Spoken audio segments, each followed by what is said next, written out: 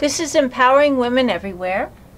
I am your host, Nan Gill, and today we have as our guest Angela JoHenze of the Orange County Mental Health Association, the Mental Health Association in Orange County. Correct.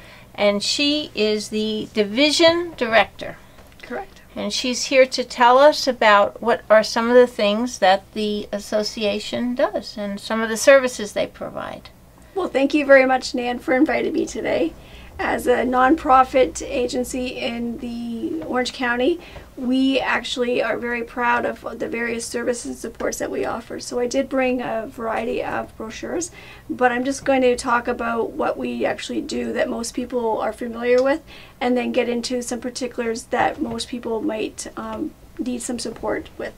So Mental Health Association in Orange County actually has three distinct areas in which we provide services. First is mental health, everything from housing to case management to support groups to our 24-hour crisis helpline. We also provide... Now wait a minute, what is the hotline? Our 24-hour helpline, which is 1-800-832-1200. It's a 24-hour, 7 days a week support line that people refer it as a warm line.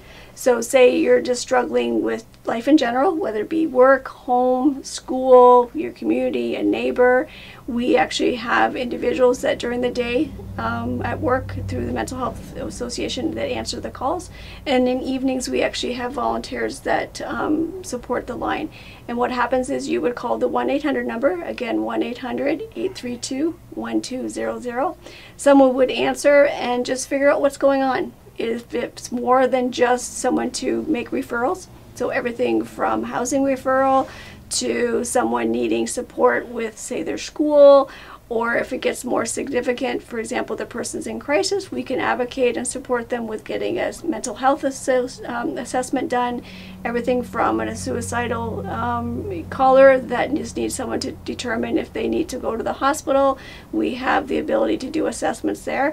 And if it is something significant, we would actually connect them with other services in the community so that they would get immediate support at that moment.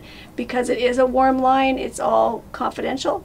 It is a line where we don't leave the agency or our homes when we're volunteering to go to the caller, and that's where we would connect them with someone that could. Okay, so if someone was having a difficulty, whether it was with housing, whether it was with substance abuse, whether it was a friend of theirs that had a difficulty, they could call just to have someone to speak with. Correct. And then they could, it was totally in their hands. It's not like somebody's going to come running over and say, oh, you have to do this. Correct. We don't tell people what to do. We look at what options they may have. Right. We look at their immediate support, whether it be family, friends, community, to see within themselves what kind of psychological influences they have, looking at their own attitudes and beliefs, making sure that we can connect them with an appropriate referral. Because often someone will say, oh, I've heard about that service, and it's almost like taking an onion. You start peeling off the layers in which why someone might not reach out. And for us, we meet them where they're at. Let's find out, they might have a pet that's in their home that if they do go to get support or an evaluation, who's going to take care of their pet? So part of that referral process is making sure the person as a whole, all those needs are being met. Right. So that they can go and take the time that they need to look after themselves. But let's be clear, Nan, most people that call the line aren't needing to go on for an evaluation. They just need someone to listen to. They might need some referrals to a support group or a therapist in our community. And the nice thing about Mental Health Association is we have all the listings within our resource directory to be able to support those kind of referrals. Now, when we were talking before, we were talking about women or men that care for their spouses that may have an Alzheimer's situation, that feel isolated and by themselves. And you said that there's support groups that you refer them to. Correct. Within our agency, we do have family support. We have two wonderful women who work for a Mental Health Association. One person, Mary Dumas, works very closely with families who have a child with mental health, and then Peggy Spagnola works with families that have an adult with mental health. So that person can get a personal call from one of our family support women, or we can actually refer them to a support group that might specifically deal with the illness that their loved one suffers from. And what we know that by getting support for ourselves, it makes us stronger to be able to support those around us that might be having a difficult time. Exactly. It's not an easy thing to be Not at the all. sole caregiver, whether it's Alzheimer's or whether they're incapacitated, to reach out to a friendly phone call. Correct. Yes. And you said you had 2 other areas that you offered? Correct. And what piggybacks the helpline before I move on is the idea that we have Text for Teens. I'm just going to hold up the card. We're very proud of our Text for Teens program. It was initiated a couple years ago. What we realized is as technology increased or advanced, we had a lot of young people that we felt could benefit from someone providing support, a listener, but what was the likelihood of them using our 24-hour helpline? So the Text for Teens allows young people to actually text in their questions and concerns, things that they might be experiencing at work or home. It's amazing now that we have a lot of young people that go to school full-time and work full-time. So how can we help them navigate just life in general? So we have people, different hours. It's not 24/7, but we do have hours that people are able to text in their issues. So that's really ties into the mental health piece. And the other area we have is developmental disabilities. Okay. We have everything from our Medicaid Service Coordination Program, which really provides, again, wraparound services to our individuals with developmental disabilities, helping them navigate everything from case management, their appointments, their housing. We have various support groups as well through Mental Health Association for individuals, whether it be the family member, the sibling. We realize that often we provide support for the individual with a diagnosis, but often they have brothers and sisters that need support as well, just to be able to go and vent and be validated about what their experience is like to be with someone they love dearly at home, but might get a little frustrated. Now, all these services that you offer, are they free? All of our services are free when you get into things like the support groups, the referrals. Where some of our programs are driven is through Medicaid billing. Okay. So our Medicaid Service Coordination, which is for developmental disabilities, we are one of the agencies in the community that provides care coordination, and that's a wraparound service for people that have basically at this point would have a physical, substance abuse, mental health. They have some type of diagnosis that the state has identified them as individuals that need a little bit more support. Someone that can help them navigate the system to see themselves as a whole. So if it's housing they're struggling with, let's make sure we can navigate with them to either find new housing, discuss issues with their landlord. If it's medical appointments, let's make sure that they get to them, that kind of stuff. So those are driven by Medicaid billing. Now, you also told me something about a service that you have if someone is homeless. We actually are part of the Orange County Housing Consortium. Okay. And so part of our role within our agency and the community is to look at how better to house individuals that are homeless. And fortunately, some of our programs require the person to be homeless. And as we discussed earlier, we have a lot of caring families and friends that allow people to sleep on their couches, which kind of takes them often out of the actual homeless need for them stating at this point that they would like to get into housing, but we work with them to figure out what's available, whether it be low cost, affordable housing. Would they qualify for a single point of access, which is through the Department of Mental Health, whether or not they could be put on a wait list for housing where they would be connected with an agency like Mental Health Association, where we would support them with part of their actual housing needs. So that's everything from case management, some get a housing stipend, and then we also have through the county, not through Mental Health Association, but we work very closely with the Honor EHG, which is our emergency housing. They actually have a housing first model, and they're looking at housing the most chronically homeless individuals in our community, really meeting them where they're at. And the Housing First model, which our agency tries to follow the same philosophy with our housing programs, is really something goes wrong, we're not evicting you. You know, if we have to change landlords, then we will change landlords. We will find you appropriate housing for what your needs are. Right. Now, what's the Welcome Orange? What's that about?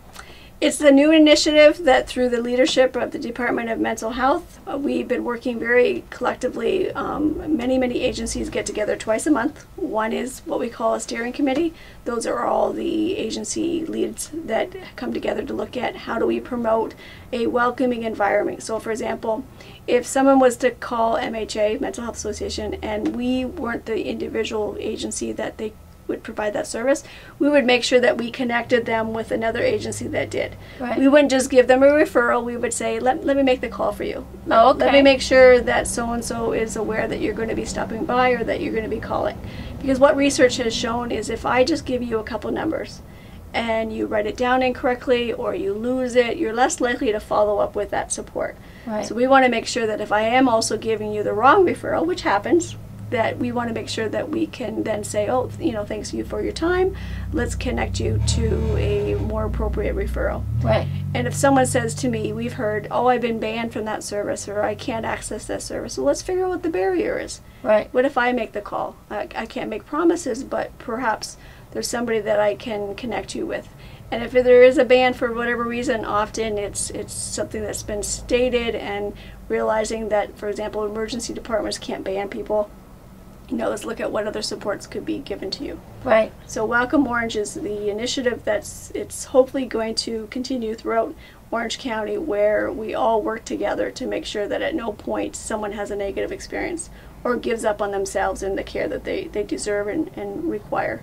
Right. Now, if you know someone or your family member needs help and they're not willing to go, what do you suggest? If it goes back to the idea of family support, if I have someone that's struggling with even just how to convince someone to get support, encourage them. You know, I can't make any promises when you take anybody anywhere, but we often say to them, like, you know, imagine this was your brother or your sister or someone that you could just pick up and move. You know, how would that work? Would they go with you? And so having that family support person where they can actually talk to them and say, you know what, this is a lived experience for me.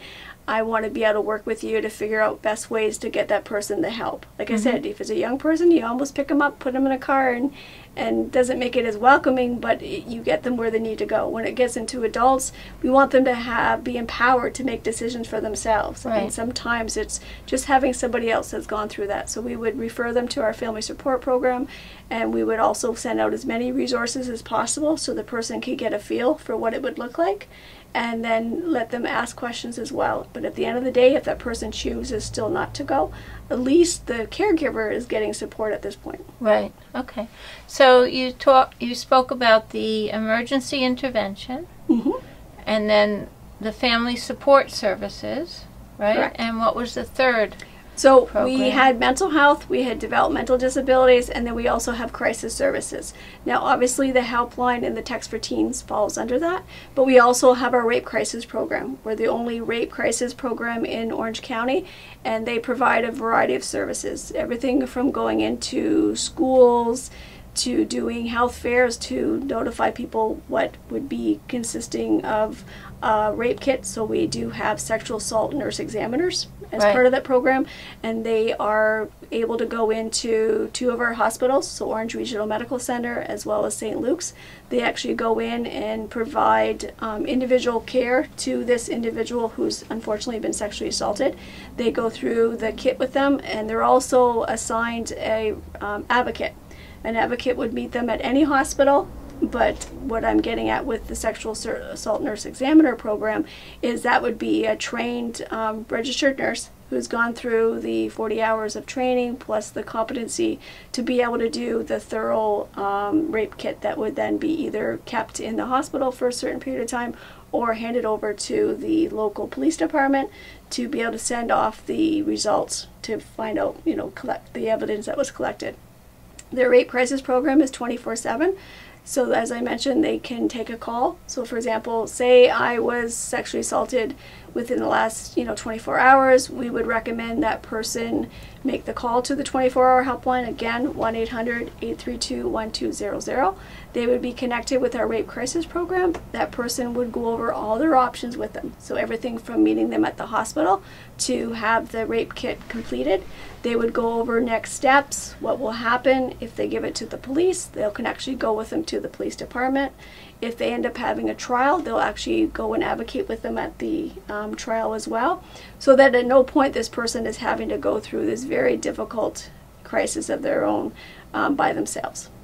Now, as far as the crisis, when that happens, is there any support as far as intervention with them besides, you know, getting the evidence and whatnot? Because I imagine that would be very, very, trying for a person to go through that.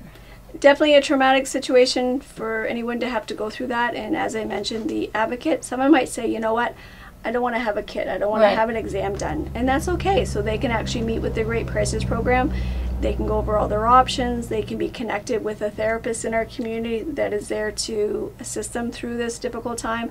The idea is, what services is available for this person? What can I recommend that they get connected with, so that down the road they might decide things differently? So for example, if hypothetically I go for a rape kit, and I get it done, and I decide not to, which is my choice, to have it not handed over to the police. Because I went to the actual emergency department and had the kit done, everything is documented, so that if 10 years from now, 15 years from now, I'm still struggling, I would have worked with the advocate to fill out the Crime Victims Board. It's a packet of information that says, this was the date and time of my assault, this is where I went, what took place. It's all now documented, so that I can actually be given support based on my assault, that there shouldn't be a cost associated with me being sexually assaulted. So the kit is done free through the hospital. We get reimbursed, the hospital as well as the program gets reimbursed from OBS. And what happens is we also fill out the paperwork so that whatever other supports they need, anything from counseling, if they had to leave behind their clothing because of the fact that it's part of the evidence collection, that would be replaced as well. So it's really for them to realize that this should never have happened, but now that it has, what kind of supports can we put in place for you?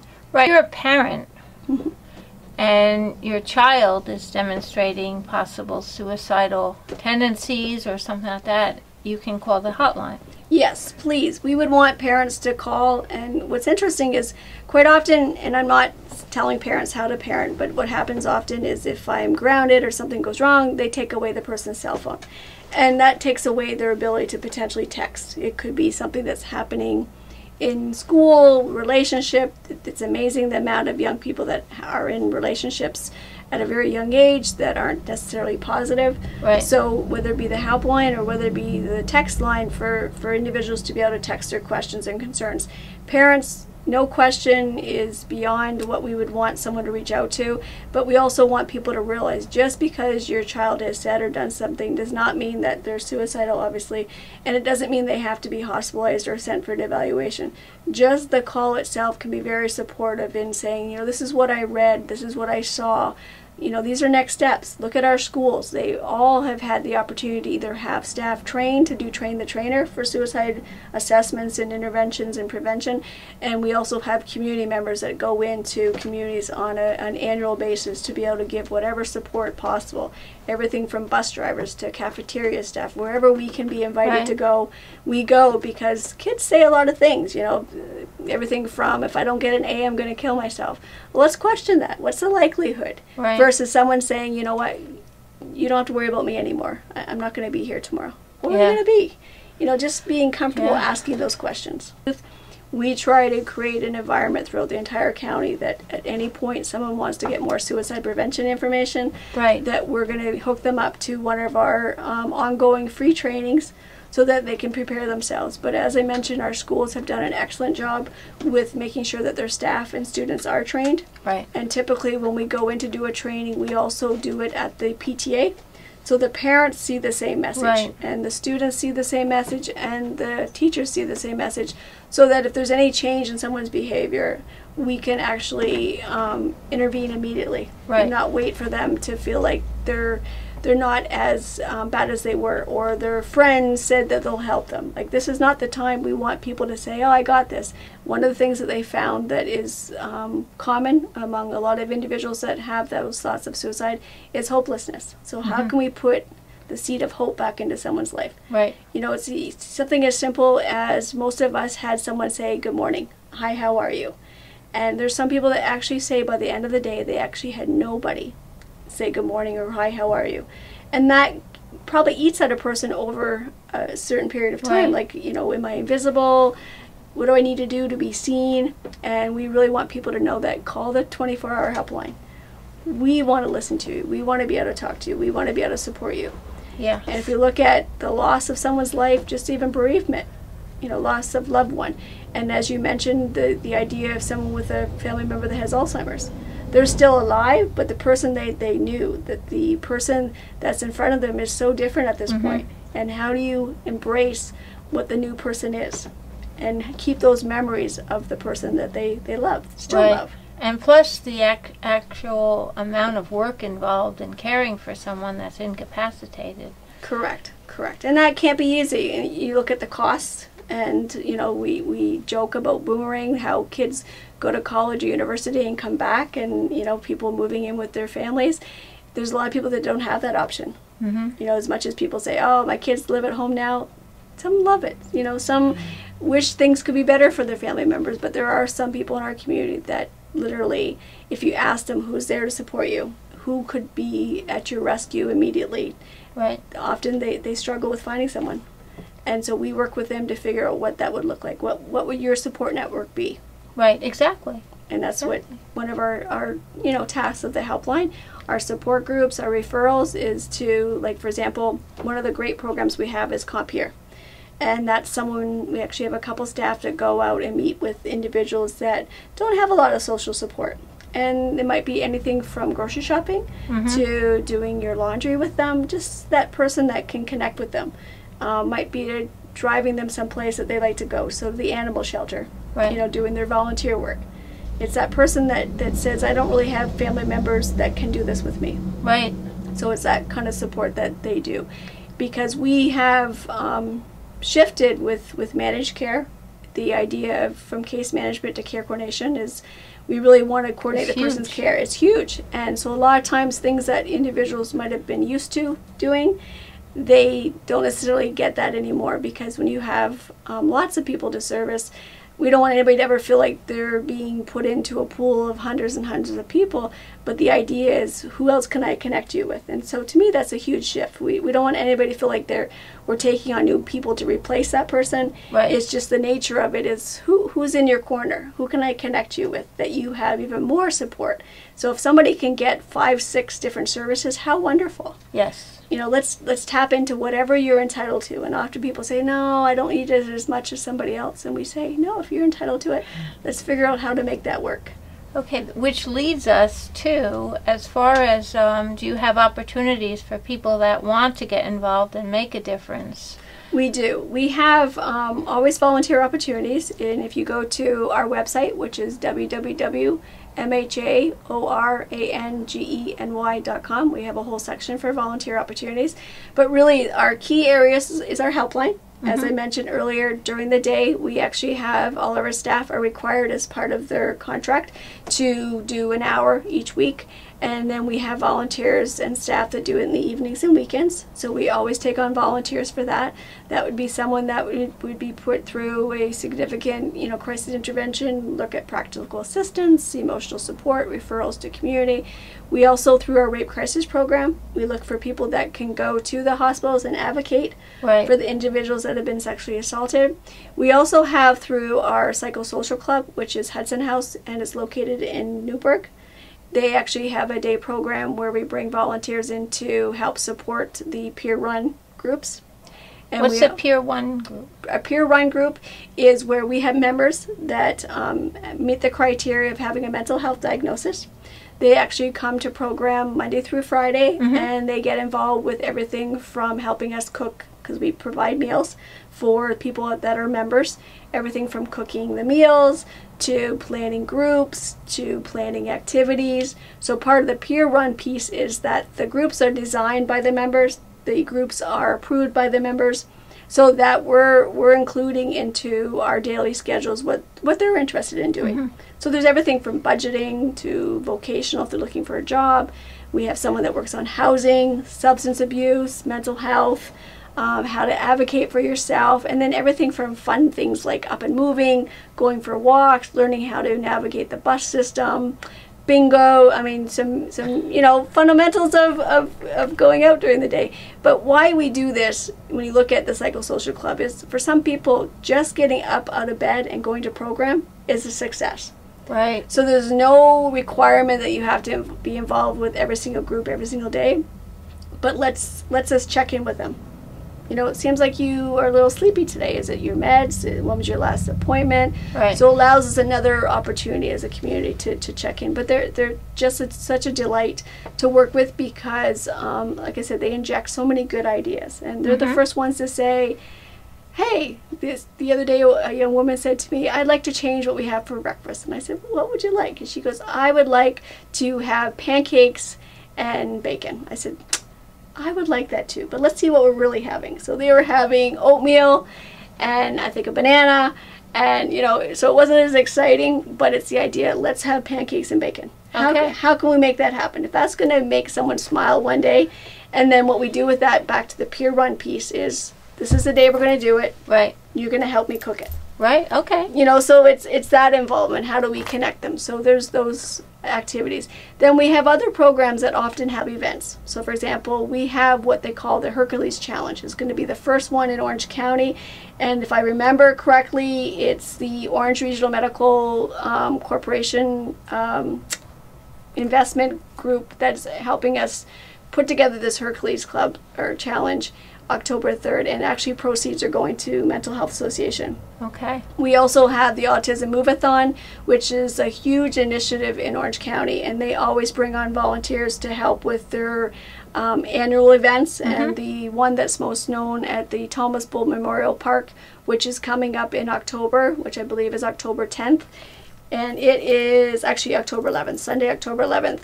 That brings on a lot of volunteers. So what I'm getting at, Nan, is there's some that volunteer on a regular basis. Right. As I mentioned, I started in '04 as a volunteer, 40 hours a week. And then I moved into, 10, 16 hours a week just because of working full time.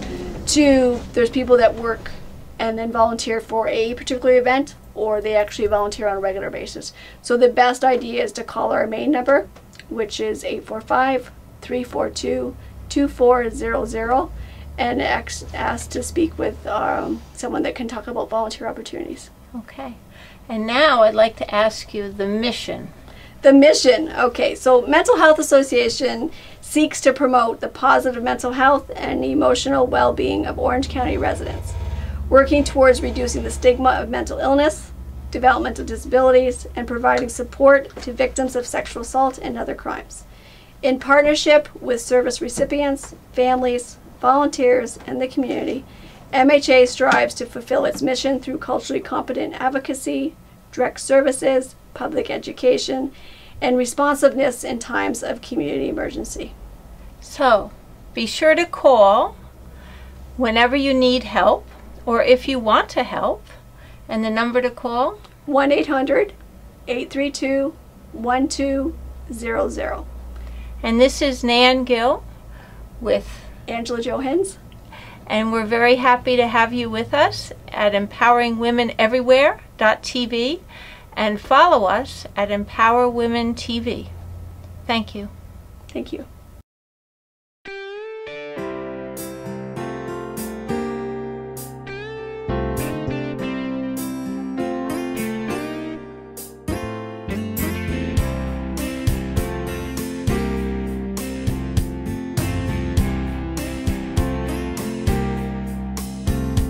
I've been looking for